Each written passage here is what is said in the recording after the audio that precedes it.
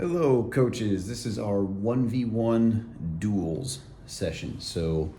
In this session, it's really important that you are encouraging and complimenting effort, not just success. If the only thing that matters is winning, then a player that's not as strong, that's working their butt off, might be discouraged in this session. Like, you are rewarding the energy, the effort, the enthusiasm for the competition. So encourage and compliment effort, not just success. So going through the activities here, activity number 1 is 1v1 to a coach. Activity number 2 is escape through a gate. Activity number 3 is 2 teams on, 1 team off, Fanino. So starting off the first activity, 1v1 to a coach.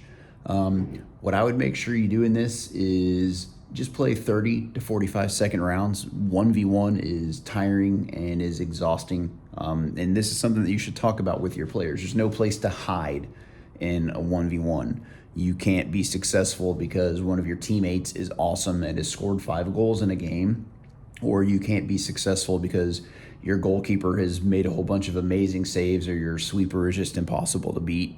Any amount of success that you have in 1v1 is going to be because you personally have worked hard and have earned that success. So in these 30 to 45 second rounds, at the end of each round, that's an opportunity for the players to find a new opponent, but also for you to have a quick check-in and add some of these things. And one of the things I would make sure that you talk about is that, what you get to do in this session is you get to find out exactly who you've got. You're of course interested to see who can win these 1v1 duels, who can dribble, who can tackle, who can get to loose balls. But you also want to see how each player competes. So you get to see a little bit of like who they are inside. Like, they can show you their personality. So you'll get to see which players will give up and quit, which players will continue to compete when they're tired, which players are able to immediately apply your advice, and then how they react to your encouragement. So this is a great way to find out exactly, who you really have with you. So in activity number 1, 1v1 to a coach. So each group here will have a ball. You are the goal. So the only way that a player can score is if they pass the ball to you. And when this ball comes to you, you will just immediately just deflect it into space. So if they pass you this ball, you will just say that's a goal, and you'll just immediately knock the ball over there. So now there's that opportunity where there's a loose ball. So the player that is most likely to score the next goal is going to be the player that wins the race to that loose ball. So you as a coach, you got to have your head on a swivel and constantly be aware 360 degrees, because you've got multiples of these going on. And I will also tell my players, like, it's fine. If I'm not looking, just hit me, right? So if it's close, I will try my best to get to it, but sometimes they will try to, they'll try to pass the ball to me, and they'll just shank, right? And the ball will just roll right past me and go there. So now their game just continues there. So it's nonstop, continuous play for 30 to 45 seconds. And they will have to keep score themselves. And usually what I will do is I will say, okay, if you won, keep your ball. If you lost, go find somebody new to play, right? So whoever wins, you just put your foot on top of the ball. Everybody that lost, you'll just go find somebody that already has a ball. So you'll just constantly be changing opponents there. So the cues that you're looking for here are action, right? You're hoping to not see anybody walking around. You want all nonstop action. You want to see constant competition. Whether you're ahead 3-0 or down 3-0, compete, right? You are responsible for you in this. There's no cavalry. Nobody's coming to save you. You have to fight your way out of it. You have to compete. And then again, be first to loose balls. Every single time the ball comes to you, or you've relocated it someplace else, so if they pass it to you and you bounce it to new space, all right, be first to that loose ball. It's a constant opportunity to be first to that loose ball. Once you've done this for, 4, 5, 6 rounds, however many repetitions you think it takes until it looks the way that you want it to look, same exact game. But now, instead of trying to get the ball to you to score, now it's just 1v1 to have possession. So now if these 2 players are again competing, it's just whenever you call time, right? Whoever has the ball wins. So it doesn't matter if this player, if it's a 45-second round, it doesn't matter if they have the ball for 44 of those seconds. When you call time, if this player has the ball, they're the winner. So whoever has possession of the ball when time expires, which means, again, compete. You're never, ever out of it, right? If you haven't touched the ball yet, if you touch it in that last second, if you win in that last second, you can win.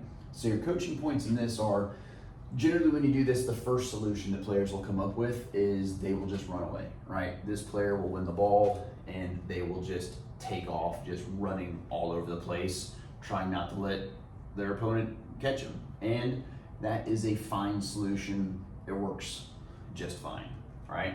But obviously just running away constantly for 45 seconds is exhausting, so they're gonna get spent. What might be a better solution, another solution that some of your players will come up with is, instead of doing all of that running, they'll kind of stay nearby, but they'll just fake and they'll feint and they'll turn and they'll spin, and they will just avoid pressure by being tricky, changing speeds and changing directions. That's another solution, and that's a good solution.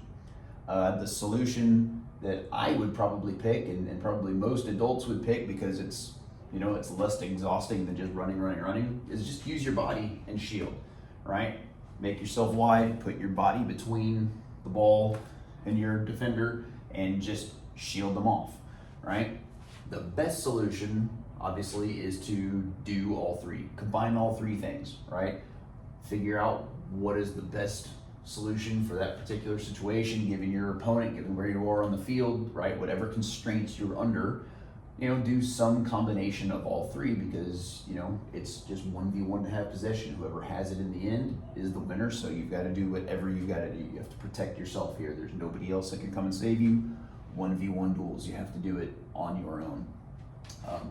For shielding, right, especially, you might have to demonstrate that, but probably just paint the picture for each of these, what each of those looks like. And chances are there will be players doing all of those things in your session. Activity number 2, this is basically 1v1 get out of here, but through a gate. So you will serve a ball into play. The first 2 players in line will come and compete for the ball. If you are able to dribble through any gate, any of the 4 gates, then you've won.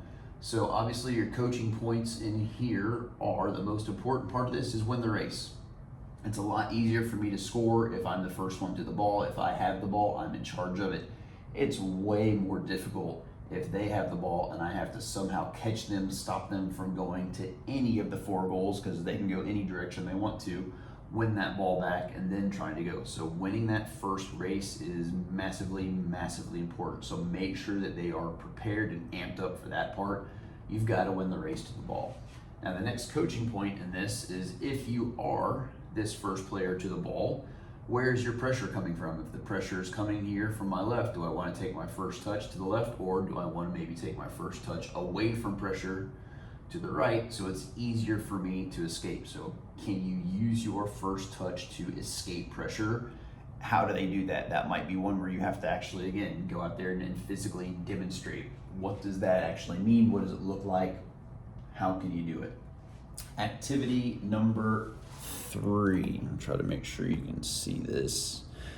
So this is 2 teams on, 1 team off Fanino. So 3 teams here. I've got a green team, a red team, and an orange team. So again, you can just do this with however many players you've got. I've done this with 9. If you've got more, put another team over here, right? So you need this to be relatively small numbers so the goals will come. It's essentially, I guess now I've got 3 teams on, 1 team off, but you get the idea. The winner stays on the field. So if the Reds score a goal, right, these greens come off, the oranges come on. If the greens score a goal this way, these reds come off, these pinks will come on. If you've got more players, where do my markers go? You could also do this. You could also do this, still 2 teams on, 1 team off, and you could just make these teams of 4, And it would work just the same. If you're doing this 2 teams on, 1 team off style, then it would work in this way. All right, your team off is over here. So if the reds score, right, the greens will come off, the oranges will come on, and the reds were already scoring that direction, they will continue to score that direction. If the greens score though, right, the reds get kicked off of the field, right? They've been scored on, so they've got to leave the field. But now the oranges are still coming on from this side and bringing their ball on. So this green team that's just scored there, now they'll just turn around and just face the oranges that are coming on from the other direction. So the winning team, all right, you're playing games to 1, the winning team stays on the field, the team that gets scored on gets kicked off. If you're doing it with 4 teams, it's pretty straightforward. You're just always replacing the team that's behind you. If you're doing 2 teams on, 1 team off, and you've got 3 of them, wherever the team is that is off, wherever they're coming on from, right, that's just the side that you're now scoring on. So you'll just turn around and face them if you're going the other direction. If you're already facing them, you just stay and play. But in this, what we're looking for is that transfer of learning. You've spent this whole session talking about 1v1 duels, action, and competing and being the first to lose balls. And you know, sometimes you got to be fast and run away. Sometimes you got to be tricky, change speed. Sometimes you got to shield the ball. Lots of times you'll have to do a combination of the 3. You have to pay attention to how you're using that first touch to break pressure. So now that we're not playing 1v1 anymore and we're playing 2v2 or 3v3 or 4v4 or whatever your numbers dictate, right?